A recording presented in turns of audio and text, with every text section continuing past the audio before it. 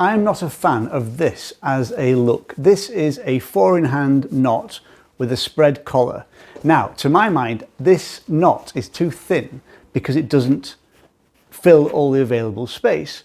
For a spread collar like this, I would rather have a much wider knot. So, as we know, your 4-in-hand is very simply front of the tie facing forwards, and then we go over, all the way around, up the back and down the front.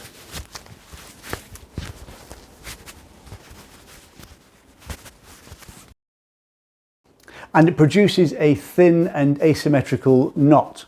I do sometimes wear a 4-in-hand knot depending on the shirt, the tie and the occasion, but in this case I don't like the fact that you've got a spread collar and a very thin knot. I think it looks a little bit strange.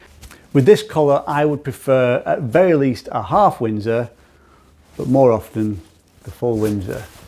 Once around the left, underneath, once around the right, once around the front, up the back, down the front.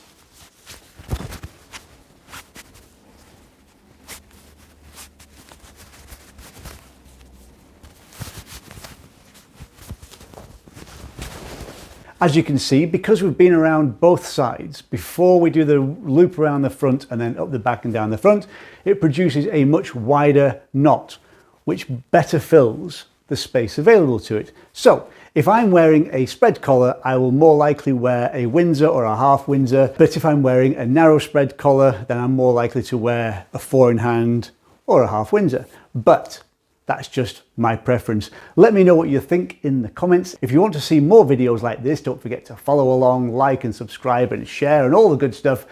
And I'll see you next time. Take care.